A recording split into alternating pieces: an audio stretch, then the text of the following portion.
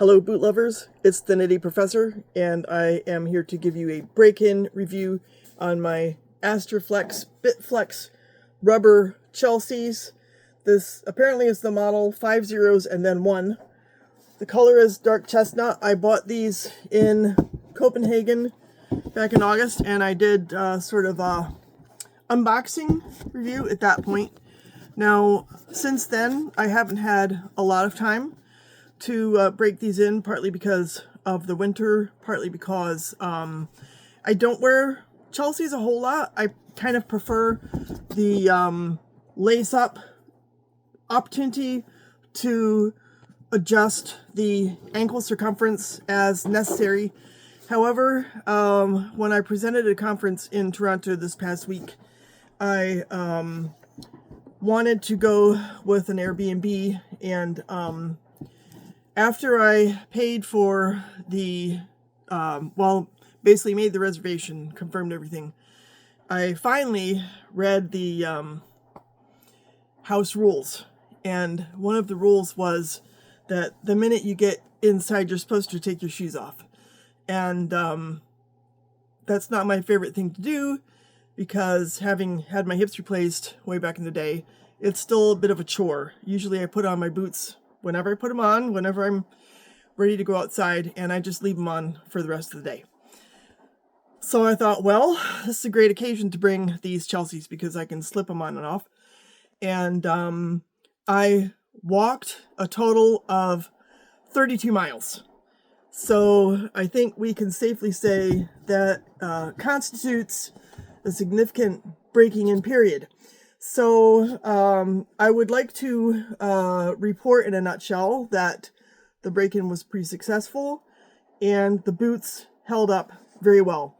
Now, there are a couple of caveats, so I'll just kind of go into those. But as you can see on this left boot, I got some nice sort of wrinkling going on in the ankle area to demonstrate that, yes, the leather is starting to conform to the way my foot moves. It's not very pronounced. There's some wrinkles on this side too, which is both good and bad. Let's just look at the con. The con was that, so these are a bit of a slimmer profile, so I did get some blistering starting on a couple of my toes. So, not ideal. These were literally the only pair of footwear that I brought. I didn't have any slippers, nothing. And I'm not really eager to go walking around barefoot when I could stub my toe on one of those Airbnb beds that has a metal foot right in the middle of it so you can break your toe on it. So, this is all I had. And, I didn't really have an opportunity to say stop. I did put a Band-Aid on, and that helped. So my feet also survived the abuse. So it was mild. I think that's to be expected. When you're breaking in a pair of boots, you're probably going to get blisters. You're probably going to have a little bit of pain. I will say that my sort of up-and-coming bunion on my right foot, it was not completely happy all the time. That being said, overall, I was very comfortable walking in these boots on the streets of Toronto. 32 miles is nothing to sneeze at because I did that over a period of, let's just call it 5 days, between all the flying back and forth, walking through the airports, and then walking around downtown. All I had for transportation was a subway ticket, which was fine. But I prefer to walk in urban settings because you really get a feel for the city that way.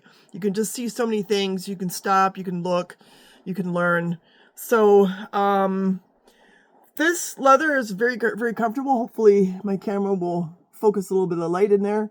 There's your view of all this delightful leather on the inside of these boots. They are lined.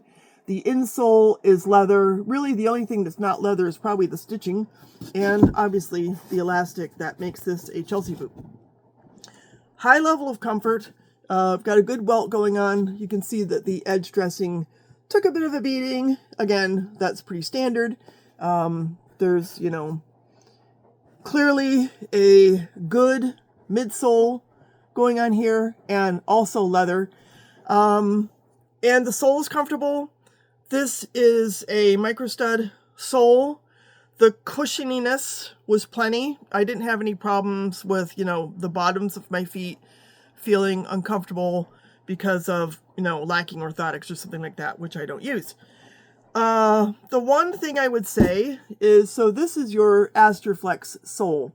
And as you can readily see, the micro studs underneath the ball of my foot, they were completely down over these 32 miles of walking. In addition, you can also notice that there's evident wear on the heel. I am convinced that it is warranted to say that these Astorflex microstud soles will not hold up as well as real Dainite. I think the composition is a little less robust. Now, am I going to wear these through? It will probably take me a long time. As I already admitted, I'm not an avowed Chelsea wearer. They are great for professional setting, and they were great under the circumstances of having to, put them on, remove them on a dime. So overall, the comfort level was great, and I'm also convinced that the next time I do use these for that kind of occasion, whatever occasion, now that they're broken in, I'm probably not going to get blisters again, right? So that'll be good. So, I think for what these are, the sole is great. That's probably the only thing I would sort of call a weakness of these boots is just the speed with which the sole wants to wear down. In fact, it's interesting. I don't see it now, but you could almost see how there was just sort of a difference in texture on, the worn part of the sole versus, you can see it in the middle there where it's not worn, where it's smoother. So yeah, so these soles are probably going to wear down. If you're going to wear these regularly in an urban setting with a lot of concrete jungle type of scenario, then I think you're probably going to want to get them resoled probably more quickly than you would, say, a pair of whites, Main Streets or something like that. But that being said, these are completely resolable. So, whatever. You could probably have a Dainite sole put on these easily.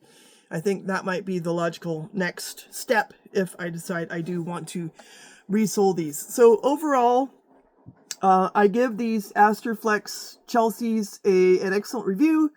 They are made in Italy. The leather is high quality. The construction is high quality. The comfort level is very high. The durability is also hard to beat. So, are there boots that could beat it? Yes, but they may be harder to break in, or, higher price point, or whatever. Overall, I highly recommend these boots. If you like Chelseas and suede, I think these are a great way to go. I paid kroners for these, so I can't cite you the exact price. It's probably in the neighborhood of $400, but don't quote me on that. Plus, prices are, probably just vacillating all over the place right now. But in any case, I do recommend these boots. I had a great experience overall breaking them in Toronto. Very satisfied with everything you would want in a boot. Comfort, looks, durability, etc. So if you have any questions or comments, if you're familiar with these boots, I'd love to know what your thoughts are, your experience with wearing them. And appreciate y'all tuning in. Take care. We'll see you soon. Bye.